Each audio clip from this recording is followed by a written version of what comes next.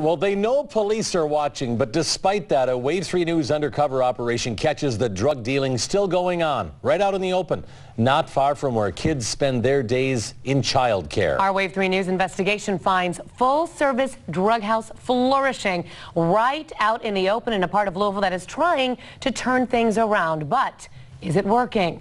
Wave 3's John Boel has some answers tonight in his latest hidden camera exclusive. Taking a bite out of crime with a backhoe. A $157 million project erasing the housing project. Shepherd Square, long regarded a magnet for crime. What happens when you bulldoze the housing project? Where does the crime go then? Neighbors tell me it just moved down the street half a block or so, right here on Clay Street. It's hard to miss. In between people passed out on the sidewalks, big rolled up baggies of drugs hanging out. Dealers gather and count up the inventory, then disperse the inventory to other dealers who fan out at Clay and Broadway. And they literally sit and sell what police say appears to be crack rocks to a steady stream of walk-up customers who often place them in their mouth in case cops come and they have to swallow the goods. I'm recording all of this from a child care parking lot across the street. Collectors, distributors, customers. Sometimes it's fast and you can hardly see it. Sometimes it's obvious with patient, outstretched palms. Sometimes it's awkward, the retailer looking around nervously while the buyer tries to fish the cash out of her jeans. She pays the retailer, he forks it over to the banker to get the change and the goods. The customer counts them out and then places some in her mouth. They advertise, flashing double-fisted stockpiles. They use while they sell. This guy packing a blunt out in the open. There's a walk-up window for customers who are willing to get out of their car. But the drive-thru is always open too. This guy dances with anticipation for a while before they're able to fill his order. They sell to people on bikes and use bikes to patrol the perimeter for police. Business is so good they're constantly counting cash. Money is everywhere, every couple of minutes, every day I'm recording. And when it gets really hot, the thick stacks of revenue make a great fan. Officers drive by or even park right in the middle of it, but they slide just out of view. You've been down in that area. It's very hard to sit down in that area and observe because the people are always on the lookout for the police. I showed my video to Metro Narcotics. They call it an open-air drug market. The LMPD database shows 173 different busts on that block over the past year and a half, many for concealed handguns. With that much money and that much narcotics, there's going to be people down there with weapons, and they're criminals. They don't have the same value of human life that most people do. It's all happening 30 yards from the front door of the Presbyterian Center's child care facility. I've never felt threatened, nor have I ever seen a drug transaction go down. His center sits right between where the drug deals used to be and where they are now. We have always had a good relationship with the community, and the community's always respected us. So, does the changing face of public housing change anything when it comes to crime? This 19-year study on homicide in Louisville public housing concludes low-income public housing provides an environment where homicides are likely to occur, and this pattern remained in effect even when the nature of public housing changed. If you look at the aggregate of crime in Louisville, actually we've had years that are up and years that are down, unrelated to the projects being torn down. So it's very hard to say that the projects being torn down has caused anything.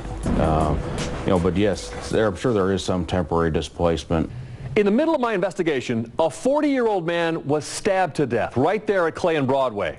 He had just been released from jail 10 days earlier for drug possession. John Boel, Wave 3 News. Stan Curtis was one of Louisville's most dynamic figures, which made it all the more shocking when he showed up in court in a wheelchair or using a cane, needing help to get around. Curtis hasn't given interviews, so we only know what we can see. But when we took a closer look at his daily life now, we saw a very different picture from last January. It looks like a scene on TV. Husband and wife holding hands on a brisk walk with their dog on a beautiful summer day. But the man walking here in Joe Creason Park on September 14th is the same man who was accused last September with stealing $183,000 from his nationally known charity. In the years since, Stan Curtis hasn't spent much time in a courtroom, and the big question is why. 62% of all children in public education in America are fed by the government Monday through Friday. They're at risk of not having anything on the weekends. The man and his nationally known charity to feed the hungry were inspiring, and the charges against him were just as shocking. That Curtis allegedly stole $183,000 in donations to USA Harvest, cashing most of it into his personal account, failed to report $553,000 in income to the IRS and nearly $370,000 in travel expenses. But right after he was charged, his attorney said he was hospitalized for reasons he wouldn't disclose. He has multiple issues. They have affected him mentally. By January, his attorney had already reportedly asked 3 times to delay his arraignment because of health issues, and there were more delays and continuances in the months that followed. I feel for him. I feel for him to have to be going through this along with the medical issues that he's facing. Sometimes Curtis showed, sometimes he didn't. When he was seen, it was in a wheelchair or with a cane. When they scheduled a hearing thinking he was well enough, his attorney said he suddenly became confused and disoriented right before it. All of us want him to be healthy so that he can participate in these legal proceedings. But not much explanation of what the illness was, except for a mention of a mental disease and brain damage due to weight loss. And this is the last thing in the world he wants. He wants to be here. 3 months ago, Stan Curtis was ruled not competent to stand trial. But soon after, viewers began asking us to take a closer look because they said Curtis didn't look incompetent away from the courthouse. How does he act and look these days when he doesn't think a camera's around? We videotaped him going to the store, walking without a cane. He leaves his home sometimes several times a day to do things like going out to eat, on this day with his wife to a Prospect bakery and cafe. Sometimes he gets rides, and sometimes he drives on his own. And this is Stan Curtis walking the 1.5-mile loop with his wife and dog at Creason Park, still with no cane or apparent problem in his pace.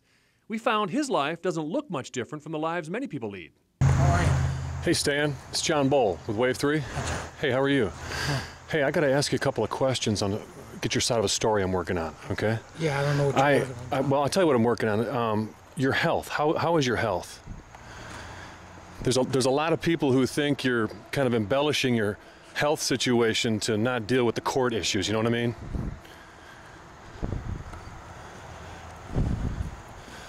You don't appear to be incompetent to stand trial, Stan. That's what they sent me out on.